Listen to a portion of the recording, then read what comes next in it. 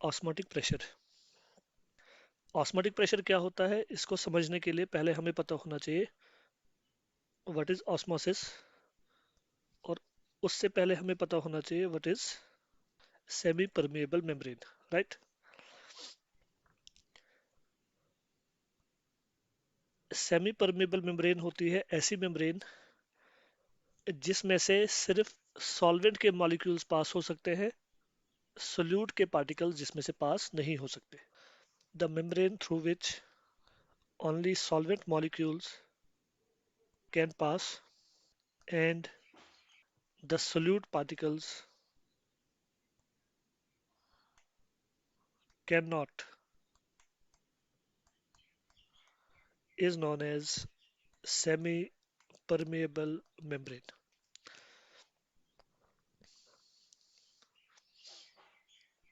Okay.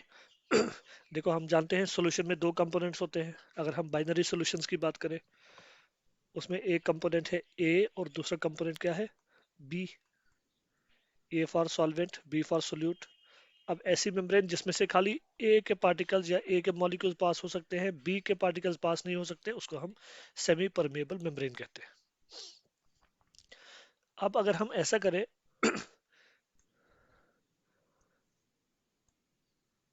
हम एक container लें,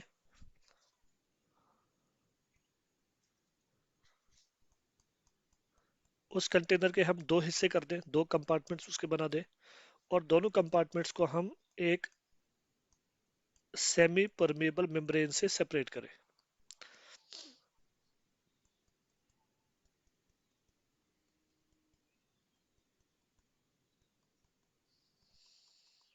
और एक तरफ हम रखें सॉल्वेंट,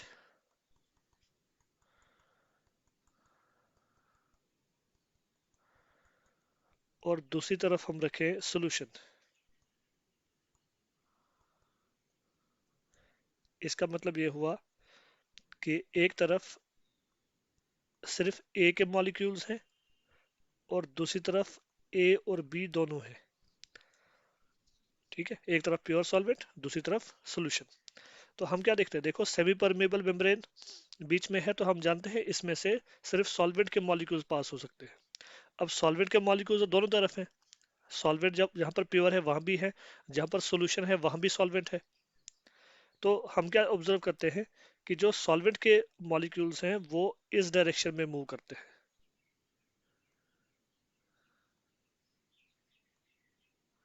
किस डायरेक्शन में? From pure solvent into the solution. Okay, so when solvent and solution are separated by a semi-permeable membrane, what happens? The solvent molecules go from pure solvent into the solution through the semi-permeable membrane. ये जो movement of solvent है through the semi permeable membrane, इसी को हम कहते हैं osmosis. एक और केस, डेफिनेशन लिखने से पहले हम एक और केस ले लेते हैं।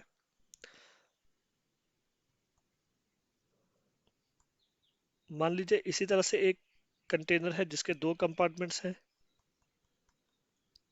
Separated by semi permeable membrane, और इसमें हम दोनों तरफ सॉल्यूशंस ले लेते हैं।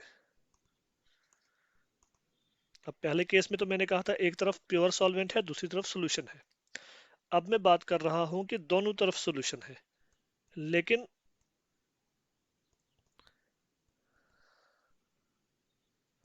एक तरफ डाइल्यूट सॉल्यूशन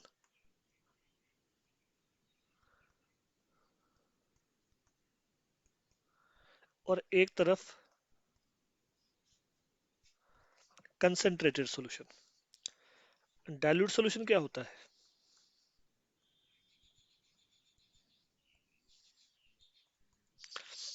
यस, जिसमें लो कंसंट्रेशन हो, और कंसंट्रेटेड सॉल्यूशन का मतलब है जहां पर हाई कंसंट्रेशन हो। किसकी? सोल्यूट की। इस केस में एक डाइल्यूट सॉल्यूशन, एक कंसंट्रेटेड सॉल्यूशन सेपरेटेड हैं बाय सेमी परमेबल मेम्ब्रेन, और यहां पर हम क्या ऑब्जर्व करते हैं, the solvent molecules flow from the dilute solution into the concentrated solution, या हम कह सकते हैं from the lower concentrated solution into a higher concentrated solution. यहाँ भी सिर्फ सॉल्वेंट के मॉलिक्यूल्स ही पास हो रहे हैं थ्रू सेमी परमेबल मेम्ब्रेन, लेकिन डायरेक्शन आप देख लो, डायरेक्शन कहाँ से कहाँ की तरफ है, from low concentration to high concentration.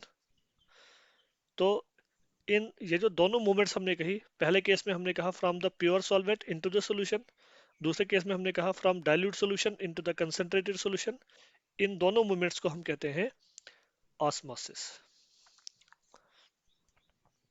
अब हम ऑस्मोसिस की डेफिनेशन लिखेंगे।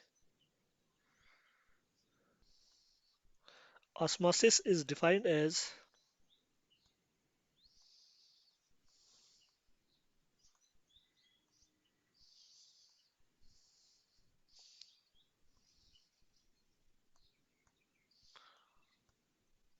a spontaneous movement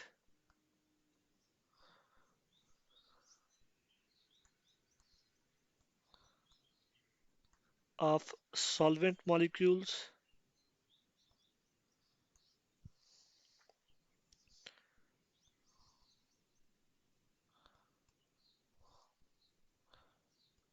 from pure solvent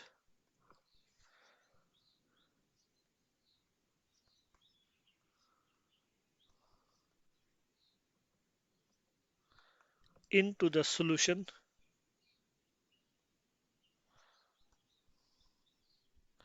or from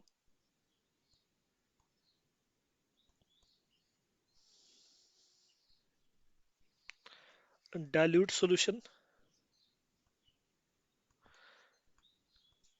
into the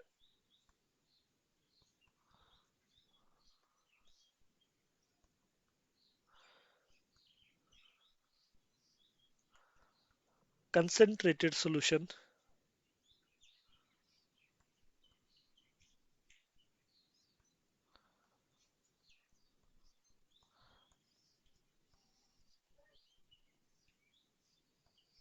through a semi-permeable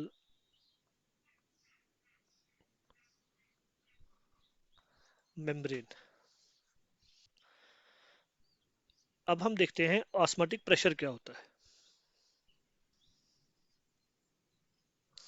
osmotic pressure, अब देखो ऑस्मोटिक प्रेशर अंडरस्टैंड करने के लिए हम फिर से एक ऑस्मोसिस का केस लेंगे। मान लीजिए ये एक कंटेनर है हमारे पास, इस कंटेनर में कोई लिक्विड है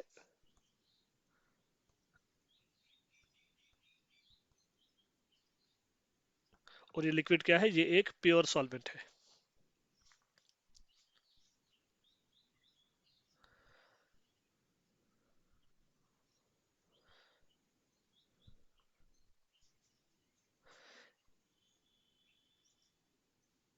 इसमें हमने एक फनल रखी है,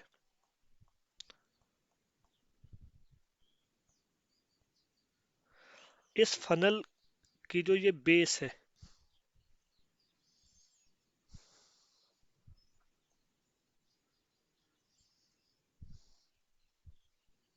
यहाँ पर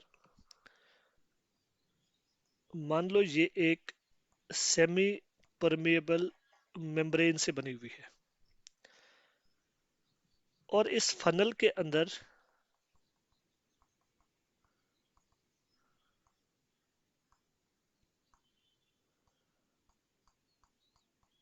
हमने एक सॉल्यूशन रखा है।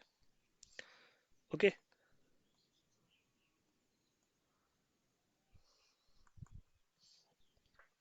तो इसका मतलब है कि हमने एक सॉल्यूशन और सॉल्वेंट एक दूसरे से सेपरेट किया है।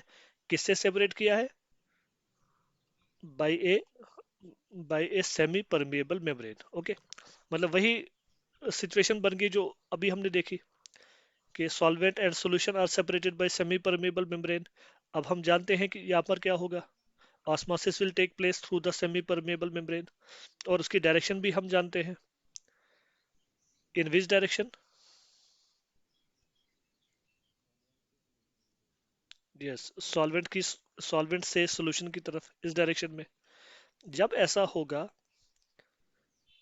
तो ये जो फनल है, इस फनल के अंदर जो लेवल होगा, सॉल्यूशन का लेवल, वो राइज होना शुरू हो जाएगा, है ना। जब इसमें सॉल्यूशन का लेवल राइज होगा तो इस फनल के अंदर एक प्रेशर जनरेट होगा इस सॉल्यूशन की, क्योंकि हाइट बढ़ रही है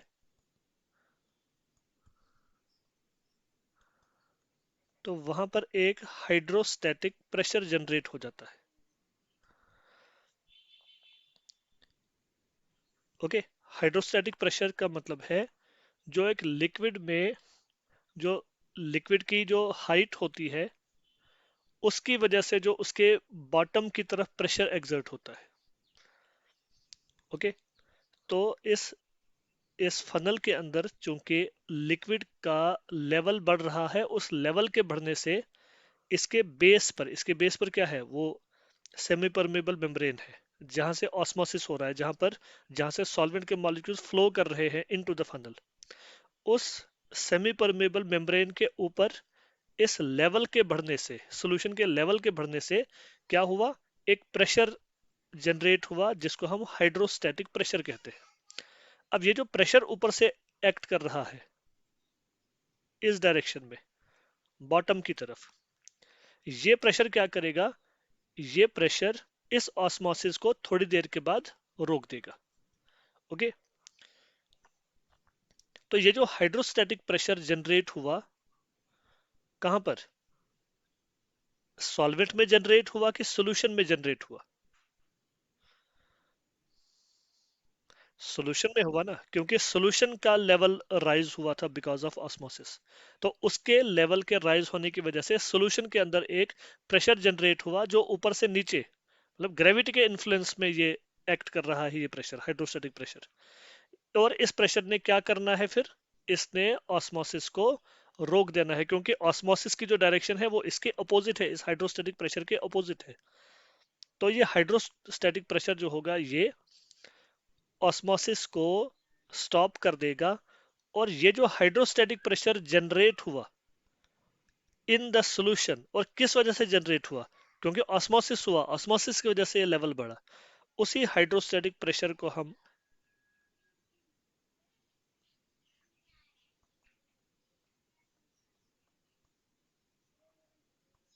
ऑस्मोटिक प्रेशर कहते हैं। अब हम इसको डिफाइन करेंगे, ऑस्मोटिक प्रेशर की डेफिनेशन हम कैसे देंगे।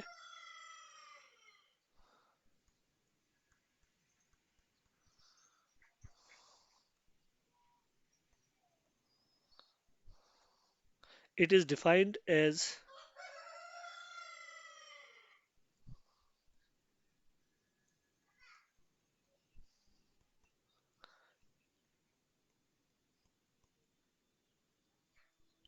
a hydrostatic pressure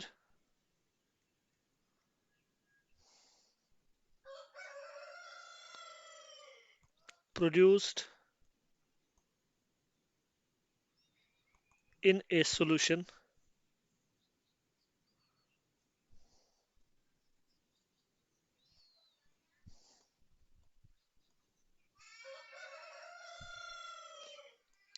due to the osmosis of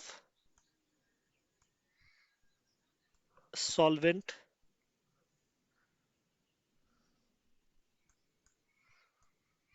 into it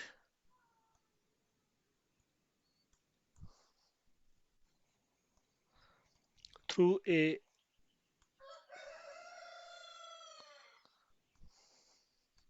semi-permeable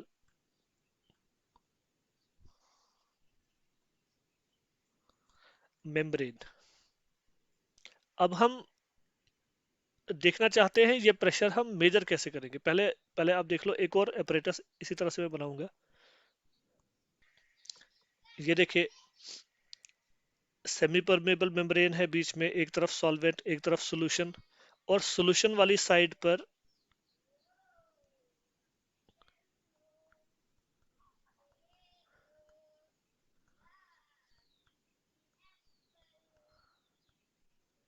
एक पिस्टन फिट किया हुआ है। पिस्टन मासलेस और फ्रिक्शनलेस होना चाहिए। ये हमने किस तरफ लगाया है पिस्टन? ये हमने सोल्यूशन वाली साइड पर अप्लाई किया है। ठीक है, अब हम क्या देखेंगे? देखो, सेमी परमेबल मेम्ब्रेन है, सॉल्वेंट है, सॉल्यूशन है, तो हम जानते हैं ऑस्मोसिस तो होगा। और ऑस्मोसिस की डायरेक्शन भी हम जानते हैं, कहां से कहां की तरफ? सॉल्वेंट से सॉल्यूशन की तरफ होगा। और हम ये भी जानते हैं अब कि इस वजह से सॉल्यूशन वाली साइड पर एक प्रेशर जनरेट होगा, हाइड्रोस्टेटिक प्रेशर जनरेट होगा। और वो प्रेशर फाइनली जब जब वो जनरेट होते होते बढ़ता जाएगा, तो वो क्या करेगा? वो इस ऑस्मोसिस को अपोज करेगा, है ना? और ऑस्मोसिस को कुछ देर के बाद स्टॉप भी कर देगा। लेकिन हम उसका वेट नहीं करेंगे। हम क्या करेंगे? हम जैसे ही ऑस्मोसिस स्टार्ट हुआ, हम इस पिस्टन की मदद से सॉल्यूशन वाली साइड पर बाहर से एक प्रेशर एक्सर्ट करेंगे। हम इस चीज का वेट नहीं करेंगे कि सॉल्यूशन में प्रेशर खुद ब खुद जनरेट होगा ऑस्मोसिस की वजह से, बल्कि हम एक एक्सटर्नल प्रेशर इस पर एक्सर्ट करेंगे।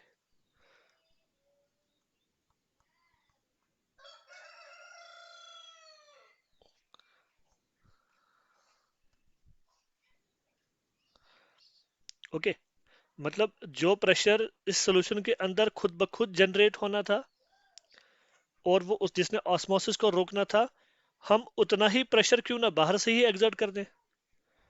ठीक है ना? तो हमने एक्सटर्नल प्रेशर एक्सर्ट किया, और कितना प्रेशर एक्सर्ट किया? जिससे ये ऑस्मोसिस रुक जाए, सिर्फ रुक जाए। तो वो जो हमने एक्सटर्नल प्रेशर एक्सर्ट किया होगा, वो भी उतना ही होगा ना, क्योंकि उसने भी ऑस्मोसिस को रोका। इसका मतलब है कि जो एक्सटर्नल प्रेशर हम एक्सर्ट करते हैं सॉल्यूशन वाली साइड पर, कितना प्रेशर? जिससे ऑस्मोसिस सिर्फ रुक जाए। वो जो एक्सटर्नल प्रेशर हमने एक्सर्ट किया, that is equal to the osmotic pressure. बात क्लियर है? तो अब हम ऑस्मोटिक प्रेशर को एक और तरीके से डिफाइन करेंगे। कैसे डिफाइन करेंगे? Osmotic pressure is defined as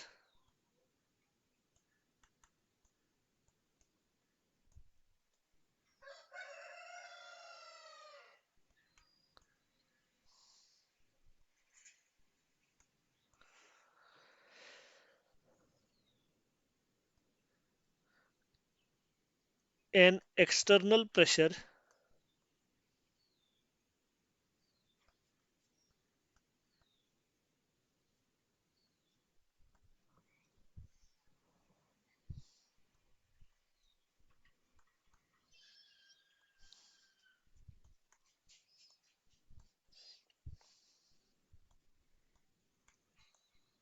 that must be applied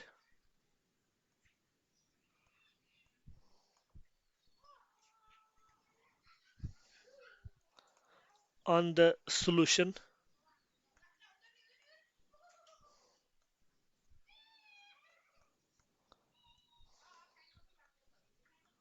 so as to just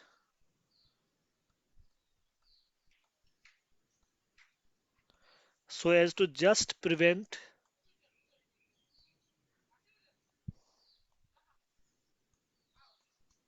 the osmosis of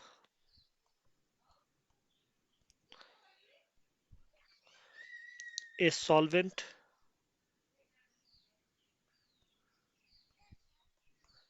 into it।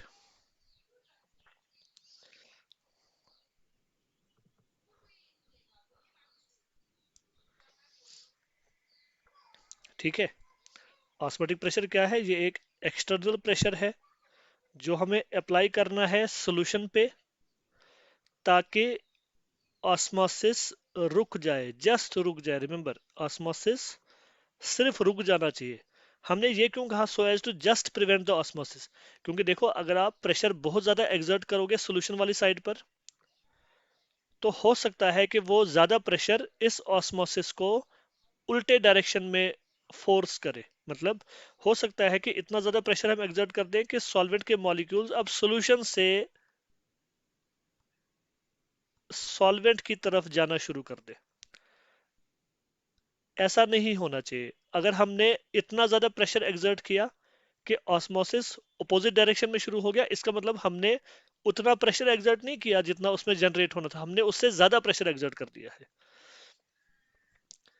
तो उस केस में उस एक्सटर्नल प्रेशर को हम ऑस्मोटिक प्रेशर नहीं कहेंगे, बल्कि उस केस में हम कहेंगे जो एक्सटर्नल प्रेशर हमने एक्सर्ट किया it is more than the osmotic pressure. ठीक है, इसलिए the external pressure must be applied only to just stop the osmosis.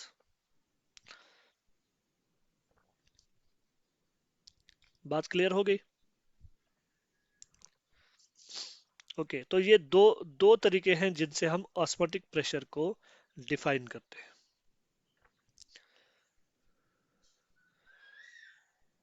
Practically जब हमने ऑस्मोटिक प्रेशर डिटरमिन करना हो तो ये जो दूसरी डेफिनेशन है ये ज्यादा एप्लीकेबल है, क्योंकि यहाँ पर हम खुद प्रेशर एक्सर्ट कर रहे हैं, और जितना प्रेशर हम एक्सर्ट कर रहे हैं उसको हम मेजर भी कर सकते हैं। हमारे पास इंस्ट्रूमेंट्स हैं जो प्रेशर मेजर करते हैं। तो इसी बेस पर हम अब देखेंगे, हमारा जो नेक्स्ट टॉपिक है वो है डिटर्मिनेशन ऑफ ऑस्मोटिक प्रेशर, या हम कहेंगे एक्सपेरिमेंटल डिटर्मिनेशन और simply measurement of osmotic pressure, जो भी आप कहो। असल में हमने एक सॉल्यूशन का ऑस्मोटिक प्रेशर मेजर करना है। मेजरमेंट ऑफ ऑस्मोटिक प्रेशर के लिए हमारे पास बहुत सारे मेथड्स हैं, बहुत सारे एक्सपेरिमेंटल मेथड्स हैं, but the best among them is Berkeley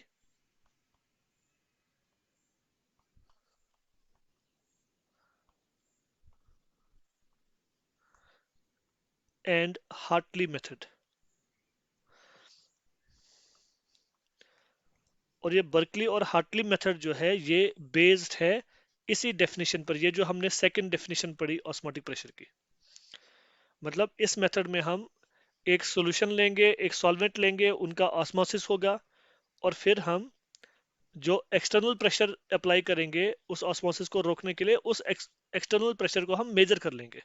इसके लिए जो apparatus है वो मैं जरा यहाँ पर बनाऊंगा, जो हमारे पास सेटअप है वो मैं ड्रा करूंगा।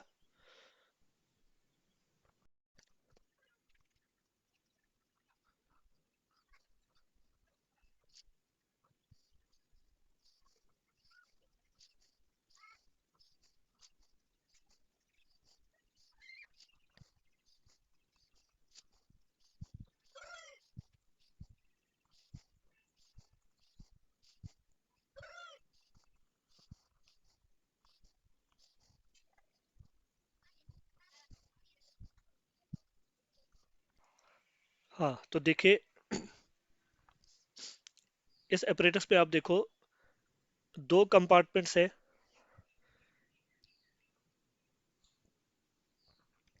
एक जो इनर कंपार्टमेंट है उसमें सॉल्वेंट हमने फिल करना है, और वो सॉल्वेंट हम फिल करेंगे एक रेजर्वायर में से। और जो बाहर वाला कंपार्टमेंट है उसमें सॉल्यूशन है, और दोनों को हमने सेपरेट किया है bye semi permeable membrane. Solvent वाली साइड पर एक कैपिलरी भी है साइड पे लगी हुई। कैपिलरी मतलब एक बिल्कुल छोटी सी नैरो सी एक ट्यूब लगी हुई है। उस नैरो ट्यूब में हम सॉल्वेंट का लेवल मॉनिटर करेंगे। सॉल्यूशन वाली साइड पर एक पिस्टन लगा हुआ है जिससे हम एक प्रेशर एक्सर्ट करेंगे, और उसके साथ में एक प्रेशर गाज लगा हुआ है। और ये प्रेशर गाज किस लिए है? जब हम पिस्टन के जरिए एक्सटर्नल प्रेशर अप्लाई करेंगे उसको मेजर करने के लिए। ठीक है, तो ये apparatus आपके सामने है, आप इसका स्क्रीनशॉट ले सकते हैं, ड्रा करने की जरूरत नहीं, बाद में कर लेना।